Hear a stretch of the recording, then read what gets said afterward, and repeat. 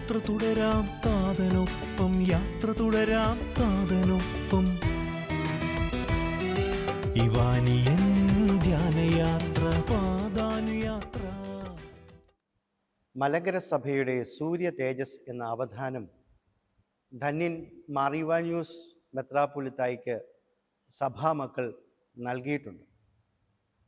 സൂര്യനെ പോലെ പ്രശോഭിക്കുകയും ആ സൗന്ദര്യവും വെളിച്ചവും ദൈവമക്കൾക്ക് പകർന്നു കൊടുക്കുകയും ചെയ്ത ആ ധന്യമായ ജീവിതം, ആ ഓർമ്മകൾക്ക് മുമ്പിലാണ് നാം ഇവിടെ ആയിരിക്കുന്നത്. മനുഷ്യൻ്റെ ജീവിത പ്രയാണത്തിൽ അവൻ എങ്ങനെ വ്യത്യസ്തനായിരിക്കുന്നു എന്ന് പിതാവിൻ്റെ ജീവിതവും ദർശനവും നമ്മെ പഠിപ്പിക്കുകയാണ്. ഒരു ദീപ്തമായ സ്വഭാവ സംസ്കരണം എങ്ങനെ സൃഷ്ടിച്ചെടുക്കാം എന്ന് പിതാവിൻ്റെ ഹൃദയത്തിൻ്റെ ഭാഷയായ ഹാർദപ്രാർത്ഥനയിൽ നമ്മൾ കാണുന്നുണ്ട്. അവിടെ പിതാവ് ഉപയോഗിക്കുന്ന ഒരു രൂപക അലങ്കാരമുണ്ട്, തൃപ്പാദ സ്പർശനം. ഒരു മനുഷ്യ ജീവിതത്തിൻ്റെ വ്യക്തിത്വം എപ്രകാരം തൃപ്പാദ സ്പർശനത്തിലൂടെ രൂപപ്പെടുത്തിയെടുക്കാം എന്ന് പിതാവ് നമ്മെ പഠിപ്പിക്കുകയാണ്. പിതാവിൻ്റെ തന്നെ വാക്കുകൾ ഇപ്രകാരമാണ്: അങ്ങേ തൃപ്പാദങ്ങൾ അടിയൻ്റെ ചിത്തത്തിൽ പതിക്കണമേ.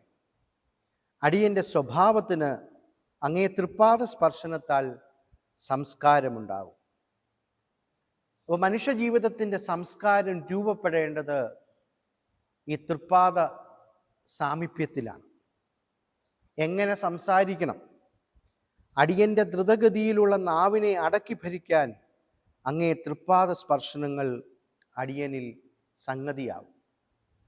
വീണ്ടും അഹംഭാവത്തെ ശമിപ്പിക്കാൻ തൃപ്പാദ സ്പർശനം ആവശ്യമാണ്.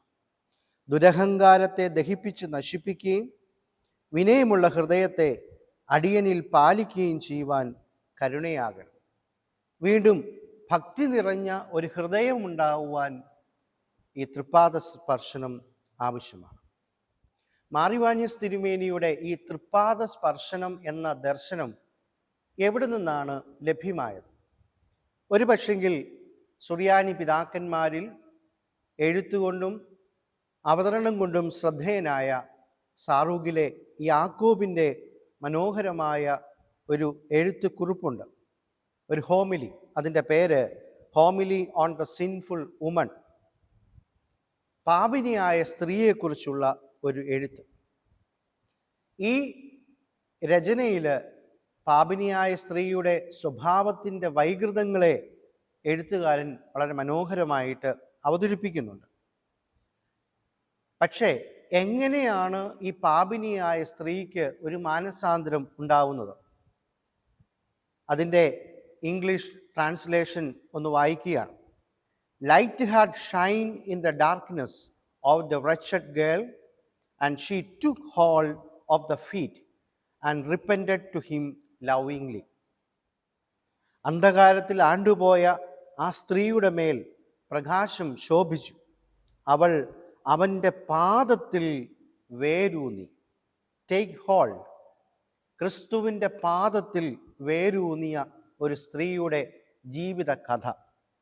അവൻ്റെ പാദത്തിൽ സ്പർശനമുണ്ടായപ്പോൾ, അവിടെ വേരൂന്നിയപ്പോൾ അവൾക്ക് അനുതാപമുണ്ടാവുകയാണ്. അപ്രകാരം ഒരു സ്നേഹബന്ധം അവിടെ ഉടലെടുക്കുകയാണ്. അവിടെയാണ് അന്ധകാരങ്ങൾ മാറുന്നത്. അവൾ അവൻ്റെ പാദങ്ങളെ പ്രണയിക്കുകയാണ്.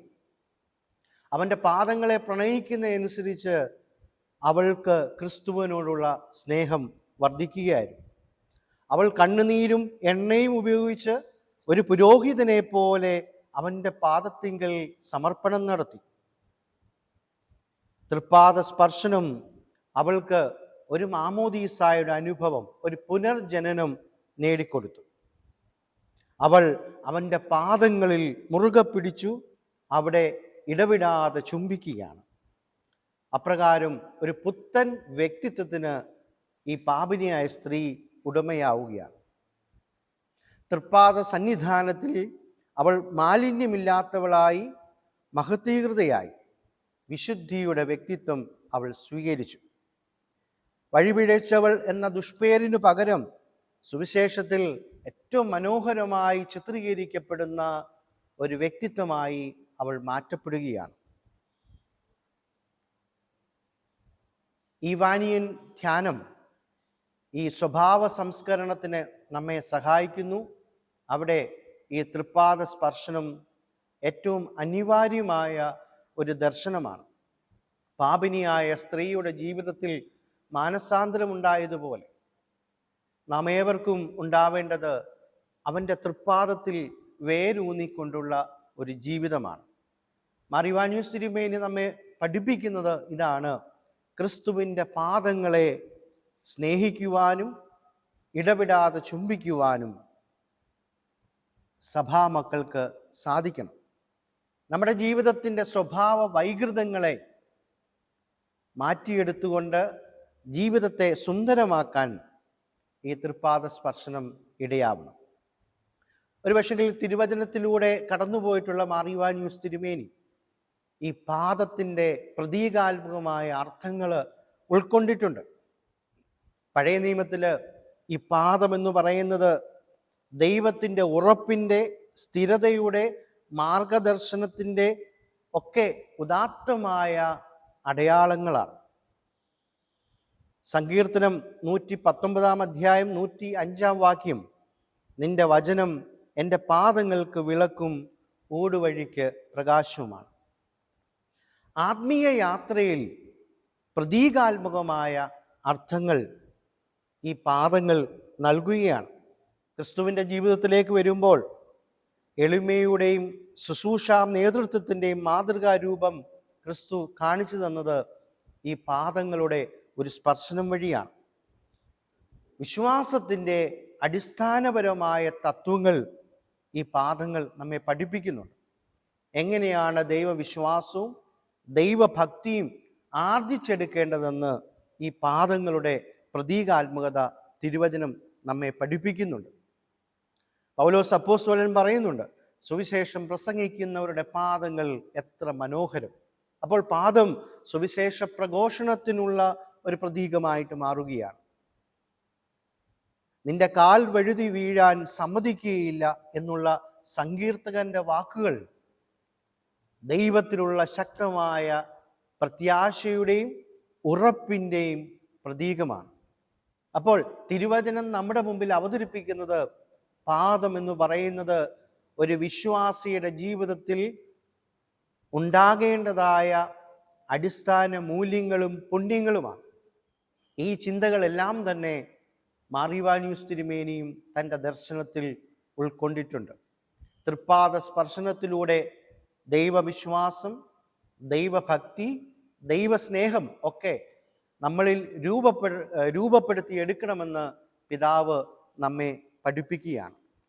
ഈ വാനിയൻ ധ്യാനത്തിൻ്റെ ഈ നിമിഷങ്ങളിൽ നാം കടന്നു പോകുമ്പോൾ പിതാവിൻ്റെ മനസ്സ് തിരിച്ചറിഞ്ഞുകൊണ്ട് ക്രിസ്തുവിൻ്റെ പാദങ്ങളെ സ്നേഹിക്കുവാൻ, ക്രിസ്തുവിൻ്റെ പാദങ്ങളെ പ്രണയിക്കുവാൻ, ഇടപെടാതെ ചുംബിക്കുവാൻ നമുക്ക് കഴിയണം. മാർ ഇവാനിയോസ് തിരുമേനിയുടെ ഈ ദർശനം ഉൾക്കൊണ്ടുകൊണ്ടാവണം ബഥനി ആശ്രമത്തിലെ വന്ദ്യനായ ഗബ്രിയേൽ അച്ഛൻ ആശ്രമത്തിലെ സ്ഥാപനമായ തൃപ്പാദത്തിന് ഈ പേര് നൽകിയത്. അദ്ദേഹത്തിൻ്റെ ചിന്തയിൽ വന്ന ഏതാനും കുറിപ്പുകൾ ഞാനിവിടെ അവതരിപ്പിക്കുകയാണ്. തൃപ്പാദ സേവയാണ് എൻ്റെ ധർമ്മം, തൃപ്പാദ കാന്തിയാണ് എൻ്റെ ദീപം, തൃപ്പാദ മുദ്രയാണ് എൻ്റെ മാർഗം, തൃപ്പാദ സന്നിധി എൻ്റെ സ്വർഗം. തൃപ്പാദം എന്നാളും എൻ അഭയം, മുപ്പാരിൽ നാഥനാം തമ്പുരാനെ, ഈ പാപി കേഴുന്നു കുമ്പിടുന്നു, മാപ്പേകി കാക്കണേ നിൻ സവിധേ. ഒരു ഭക്തൻ്റെ ജീവിതത്തിൽ എപ്രകാരം ഈ തൃപ്പാദ സ്പർശനം ഉണ്ടാകണമെന്ന് ഗബ്രിയേൽ അച്ഛൻ നമ്മെ ഓർമ്മപ്പെടുത്തുന്നു. ഈ നീതിമാൻ്റെ ഓർമ്മ വാഴ്വിനാകട്ടെ. ഒരു തൃപ്പാദ സംസ്കാരം, ഒരു തൃപ്പാദ സാമീപ്യം, ഒരു തൃപ്പാദ ദർശനം നമ്മളിൽ രൂപപ്പെടുത്തിയെടുക്കുവാൻ ഈ ദിവസത്തെ ധ്യാനങ്ങൾക്ക് കഴിയട്ടെ എന്ന് ആശംസിക്കുന്നു. ദൈവം നമ്മെ അനുഗ്രഹിക്കട്ടെ.